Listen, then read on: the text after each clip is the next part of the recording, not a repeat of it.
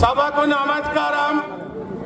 పెద్దలందరికీ, కవంపల్లి సత్యనారాయణ గారికి, మండల పార్టీ ప్రెసిడెంట్ గారికి, టౌన్ పార్టీ ప్రెసిడెంట్ గారికి, వేదికను అలంకరించిన ముఖ్య నాయకులందరికీ, ఇల్లంతకుంట మండల గ్రామాల నుండి వచ్చిన ఆశేరు వెలిచాల రాజేందర్ రావు, పొన్నం ప్రభాకర్ గారు మరియు కరీంనగర్ పార్లమెంట్ లో ఉన్న శాసన సభ్యులు,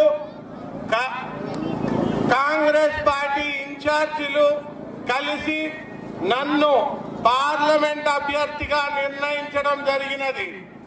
ఈరోజు మనము మే 13న జరిగే పార్లమెంట్ ఎన్నికల సందర్భంగా ఇల్లంతకుంటలో మీటింగ్ పెట్టుకొని ఈరోజు మనం అసలు బీజేపీ ప్రభుత్వానికి కానీ బీఆర్ఎస్ ప్రభుత్వానికి కానీ ఓటేయాల్సిన అవసరం ఎందుకు లేదు అన్నది చర్చించుకుంటున్నాము. మీరు ఇంపెల్లి వినోద్ కుమార్ గారికి ఒక్కసారి పార్లమెంట్ అభ్యర్థిగా అవకాశం ఇచ్చినారు.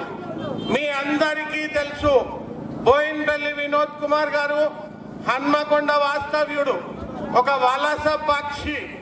కేసీఆర్ గారు ఎట్లనైతే వలస పక్షో, కేటీఆర్ గారు ఎట్లనైతే వలస పక్షో, ఈ వలస పక్షులు మొత్తంగా వచ్చి కరీంనగర్ ను కబలించడం జరిగినది. ఎంతకాలము తెలంగాణ ఉద్యమంలో వీరు చెప్పిన మాట ఏంటంటే, మనము ప్రత్యేక తెలంగాణ సాధించుకునడానికి ప్రధాన కారణం స్థానికత.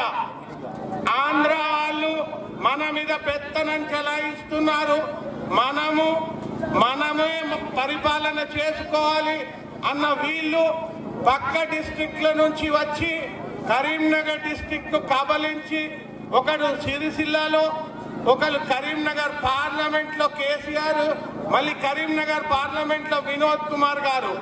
ఎంతకాలం ఈ వలస పక్షులను మనం మోస్తాము?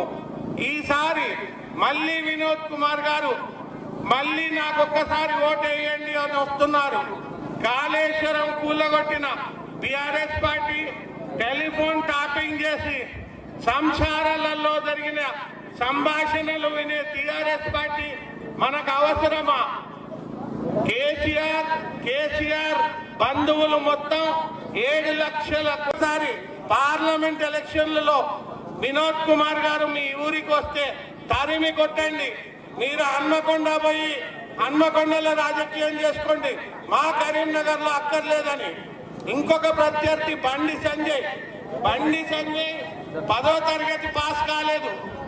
ఆయనను ఒక ఇంటర్వ్యూలో మీ తండ్రి గారు ఏం చేస్తారు అని అడిగితే, మా తండ్రి గారు టీచర్ అని చెప్పడం జరిగింది. టీచర్ అంటే ఎక్కడ పనిచేస్తున్నారు అని అడిగాడు ఆయన యాంకర్ కు.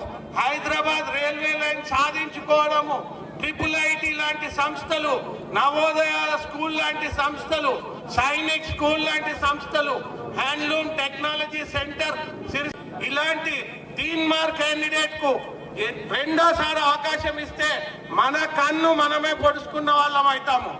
ఒక్కసారి మీరంతా ఆలోచించండి.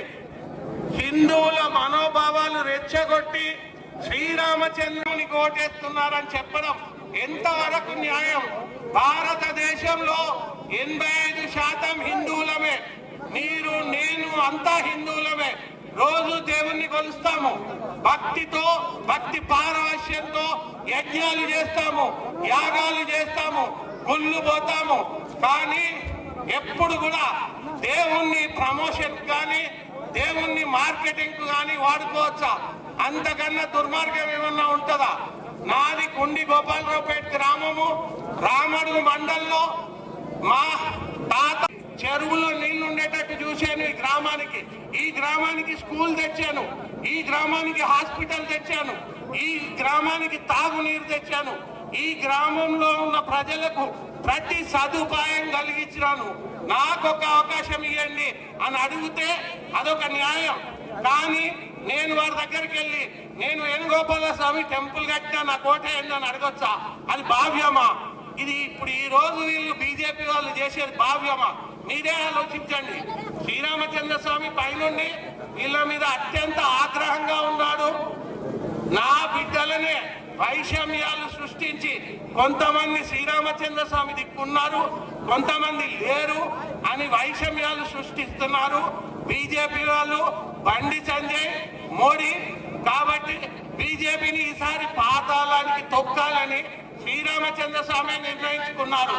శ్రీరామచంద్ర స్వామి సంతోషించేది ఎప్పుడు? రామరాజ్యం అంటే ఎవ్వరికి కడుపుకు కష్టం కాకూడదు, నిత్యావసర సరుకులు పెరగకూడదు. పెట్రోల్ డీజిల్ 70-65 రూపాయలు కాంగ్రెస్ హయాంలో ఉండింది, ఇప్పుడు 105 అయింది. కిరోసిన్ పెరిగింది, గ్యాస్ పెరిగింది, ప్రతి సరుకులు, టీవీ, ఫ్రిడ్జ్, జిఎస్టి ప్రతి దాని మీద. సో అది రామరాజ్యమా? అది ఎట్లా రామరాజ్యం అయితే? కాంగ్రెస్ ప్రభుత్వము రామరాజ్యం తెస్తామని కంకణం కట్టుకుంది. అసలు ఈ అయోధ్యలో రామాలయానికి శిలాన్యాసం అంటే భూమి పూజ చేసింది రాజీవ్ గాంధీ హయాంలో.